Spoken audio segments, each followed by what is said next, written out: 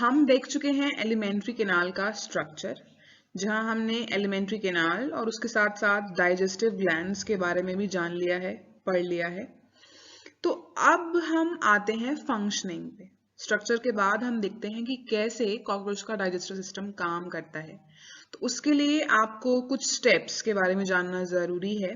देखिए, किसी भी एनिमल में जहां एक प्रॉपर डाइजेस्टिव सिस्टम पाया जाता है, वहां डाइजेस्टिव सिस्टम की फंक्शनिंग के ये 5 स्टेप्स फॉलो किए जाते हैं, जिसमें नंबर 1 पे आता है इंजेशन, मतलब खाना खाना, फूड का इंटेक करना। ठीक है, हम जानते हैं जो कॉकरोच है वो एक ओमनिवोरस एनिमल है ना। तो इसका जो फूड है वो सभी तरह की चीजें शेयर करता है, जैसे paper, bread, cloth, vegetables, meat, यहाँ तक कि ये अपने जैसे दूसरे इंसेक्ट्स को भी खा लेता है। ठीक है, तो ये जो वैरायटी ऑफ फूड है इसका इंटेक किया जाता है with the help of mouth parts. ठीक है, into the pre oral cavity.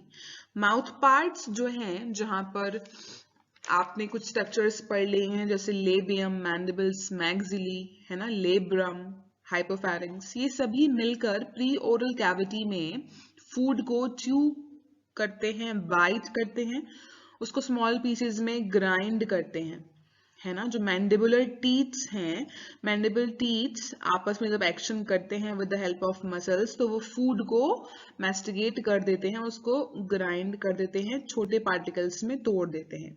और साथ ही साथ प्री ओरल कैविटी में ही हाइपोफैरिंक्स है, जहां पर सलाइवरी ग्लैंड्स की ओपनिंग पाई जाती है। तो वहां से आने वाला सलाइवा उस फूड में मिला दिया जाता है। तो फूड क्रश हो चुका है, ग्राइंड हो चुका है और उसमें सलाइवा मिल चुका है into the pre oral cavity.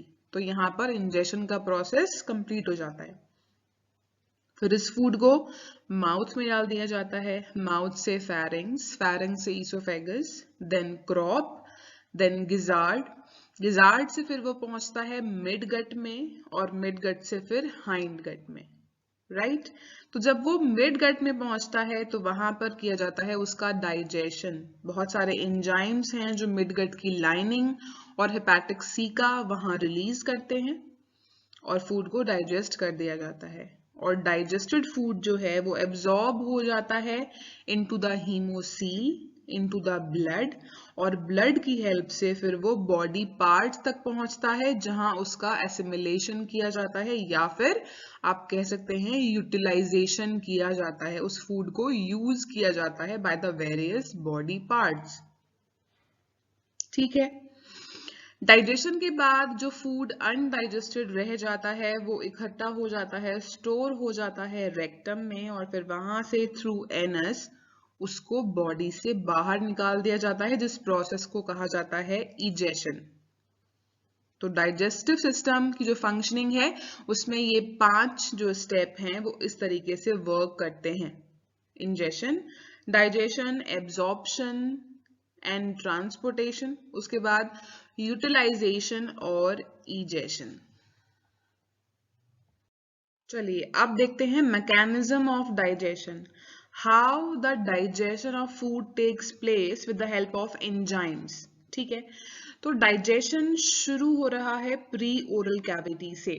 Pre oral cavity में क्योंकि फूड में सलाइवा मिक्स हो चुका है तो वहां पर एंजाइम्स मिल चुके हैं, वो एंजाइम्स फूड का ब्रेकडाउन स्टार्ट कर देते हैं। यहाँ ध्यान देने वाली बात यह है कि स्पेशली कार्बोहाइड्रेट्स का डाइजेशन प्री ओरल कैविटी से शुरू हो जाता है।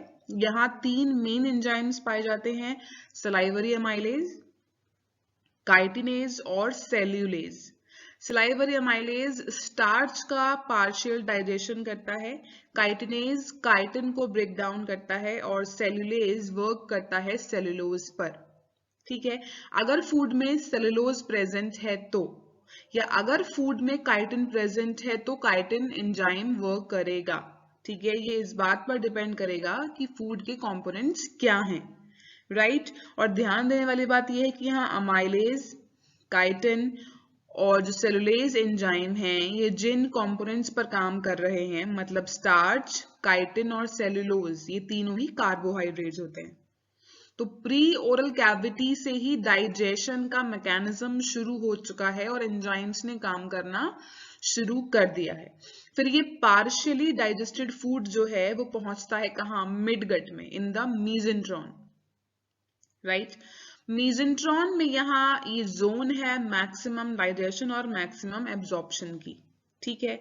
तो it acts like a stomach of human, और यहाँ पर जो डाइजेस्टिव एंजाइम्स हैं वो मिडगट की लाइनिंग भी सिक्रीट कर रही है, और साथ ही साथ हेपेटिक सी की जो स्ट्रक्चर्स हैं जो मिडगट की एंटीरियर पार्ट पर प्रेजेंट हैं, वो भी डाइजेस्टिव एंजाइम्स बना रहे हैं। साथ ही साथ यहाँ क्या होगा कि जब फूड मिड गट में ट्रांसफर होगा तो मिड गट में आते ही फूड पर एक मेम्ब्रेन बन जाती है, पेरिट्रोपिक मेम्ब्रेन, ठीक है। ये पेरिट्रोपिक मेम्ब्रेन जो है ये दो इंपॉर्टेंट काम करेगी। पहला तो ये जो फूड में हार्ड पार्टिकल्स आए हैं उनसे मिडगट की लाइनिंग को बचाती है।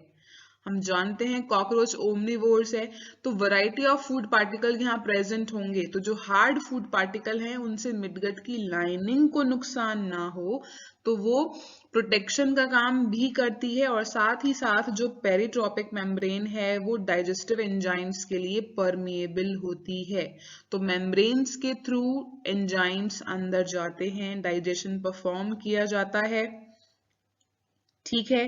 तो मिडगट की पेरिट्रोपिक मेम्ब्रेन के अंदर जो एंजाइम्स पहुंचते हैं जनरली वो हैं गैस्ट्रिक अमाइलेज, मतलब ये स्टार्च का डाइजेशन करेंगे, माल्टेज कार्बोहाइड्रेट का डाइजेशन करेंगे, लैक्टेज फिर से कार्बोहाइड्रेट के लिए है, इन्वर्टेज भी कार्बोहाइड्रेट कंपोनेंट्स के लिए ही है, ठीक है।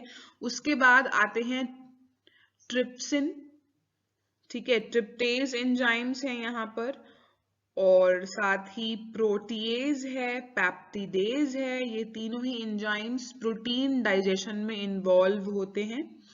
उसके बाद एक और एंजाइम आता है मोस्ट इंपॉर्टेंट, लाइपेज। लाइपेज जो है वो फैट डाइजेशन में इन्वॉल्वमेंट दिखाता है। तो फूड के तीन मेन कंपोनेंट कार्बोहाइड्रेट, प्रोटीन्स और फैट्स जो हैं वो यहाँ पर मैक्सिमम डाइजेस्ट कर लिए जाते हैं, ठीक है।